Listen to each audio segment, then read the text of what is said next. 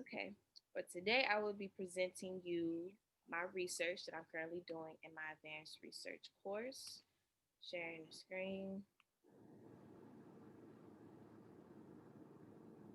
Make sure it's recording.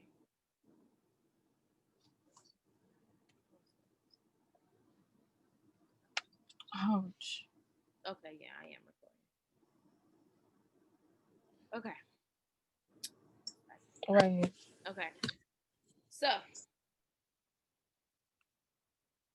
my name is Samara Muhammad, currently a student at Xavier University of Louisiana.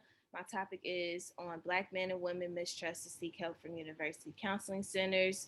This would be specifically for students at Xavier University of Louisiana, and the genders is only men and women, and for those students who are Black, students of color only. Come on. There we go. For my introduction, my study aims to determine why Black men and women have mistrust in mental health services at university counseling centers, and what can they do to help these students seek help.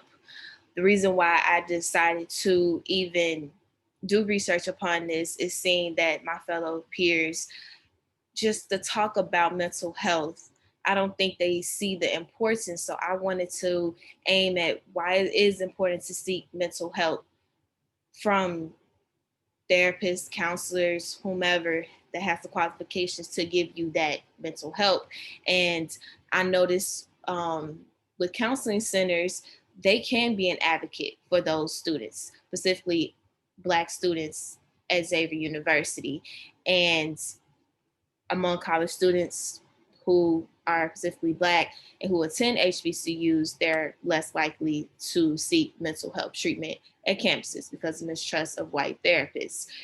And from seeing this particular article with DW and Gilbert and Romero, I was not surprised with these findings because from past experiences based on Tuskegee experiment, for example, Black men and women have this mistrust and they don't see the connection, or they might just think, okay, you're not really here for me, or you probably won't understand. They don't see how that counselor can relate to them or understand their struggles or be of help to them. So with finding that, I was not surprised that seeing that the mistrust that they have mistrust because of white therapists. They need somebody who could connect with them to that level where they can be open and know that they can trust this counselor. And then that can help for these students to seek help and also help the counseling centers to work on their relatability to connect with these students.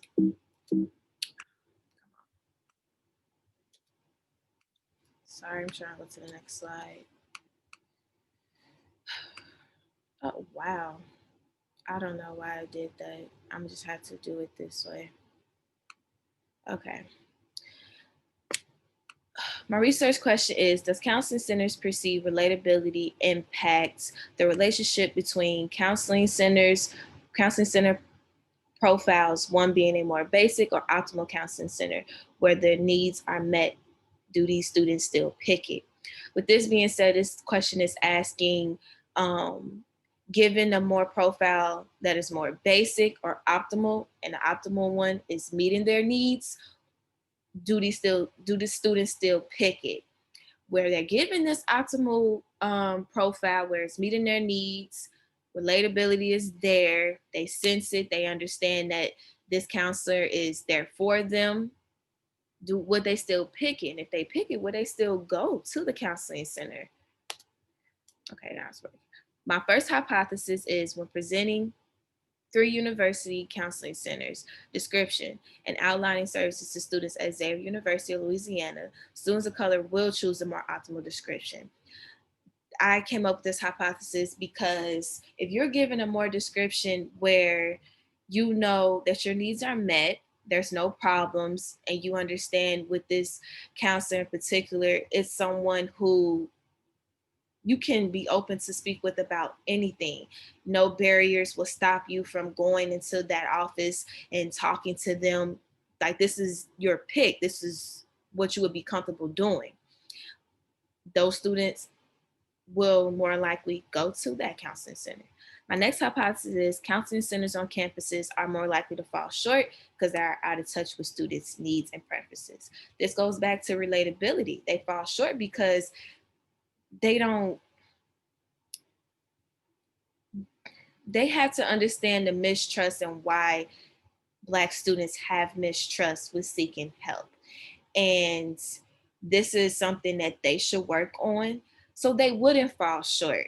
And so Black students won't have a severe distrust of mental health professionals. This can help the Black students to understand and have knowledge on counseling centers, but it also would give counseling centers the opportunity to have more knowledge on, okay, where does the mistrust start? For my literature review that's listed, hold on, there we go. Early work has shown that African American men and women are less likely to see the importance of mental health and speaking with a specialist to go get the help that's needed. In many ways, the university counseling centers can encourage African Americans, can encourage Black students to come to health centers and educate educate them. So, with this first article, Ward 2013, this article talked about how Black men and women's attitudes suggested that they weren't very open to accepting psychological problems. And this is information that I feel as though is already known, which I'm giving you information that's known, but it's important to know that it's still current, still now. So, with how I'm presenting my research and how it is unique, just to come off for a second, to present why my research is unique, because when students are now presented with counseling centers that are the profiles are basic and optimal, like I've mentioned, and if it are to their needs, if it is to their needs, would they go or would they still pick it? And this would suggest that if they would pick that counseling centers as to their needs, then they would be open to acknowledging psychological problems. And would they still prefer religious coping? This could still connect, because let's say if they were presented with a counseling center who at the university who was religious, if this Pacific student was Christian or Muslim, and let's say the university counseling center, they found that that counselor in particular was religious as well, to one of those two religions, then that student might be open to go to that counselor because that's something that they can relate with each other with. So religious coping, even though that Black men and women will just not want to seek help, but they'll go to prefer religious coping, they can still have that within the counseling center because they can relate with that counselor in particular that's in the same religion as them. The next one is from Powell, if I pronounced that right, 2016. The samples Black men, and it talks about why Black men in particular do not want to seek mental health. And so everyone know this masculinity norm that's has been put on for Black men in particular, that Black men don't seek mental health, that's too vulnerable, that's not being masculine, that's not being a man. you you're strong enough, you don't need to seek mental help, when that's not true at all. That everyone needs to see the importance of seeking help and understand that that type of stereotype that's been put on Black men isn't true, and they can overcome that while understanding that going to seek mental help doesn't make you vulnerable or less of a man. It just makes you to own up to that you just need help. You need to speak with someone, and knowing that showing your emotions doesn't make you less of a man either.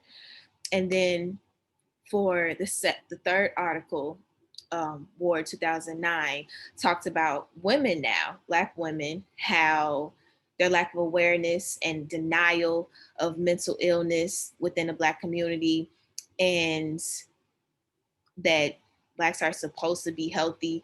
And with Black women in particular, the stereotypes is that Black women are always strong and that we get through it. We don't seek mental health. We go to other coping mechanisms as talking to friends or family, religious coping as well, or just, I guess, brush it off like it's not important or we shouldn't seek help because we'll get through it.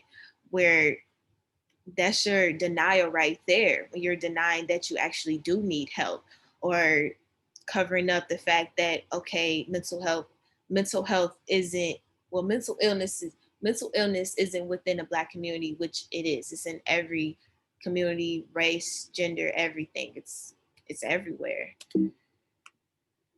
My methods that I'm using specifically for Xavier University of Louisiana for my research is to have as many Black students as I possibly can to fill out the survey online. Because of the coronavirus, we're not doing it in person, so it's online at SONA. My demographics are just male and female, ages 18 to 22, because I am only using college students, being that my research is based on college students at HBCUs, but just Xavier University, and they have to be within the Black community.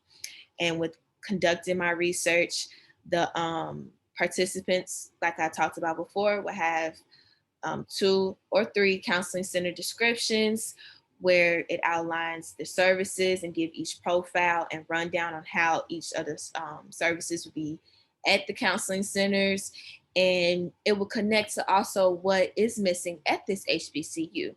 But when presented with these different profiles, that's when the student would choose, okay, I would possibly go to that counseling center, or no, I wouldn't go to that one. And then the survey would take just 10 to 15 minutes online. The respondents have to read the instructions carefully, being that you're giving these profiles, you have to understand what these pictures of the profiles would be depicting and what each counseling centers will be offering to you.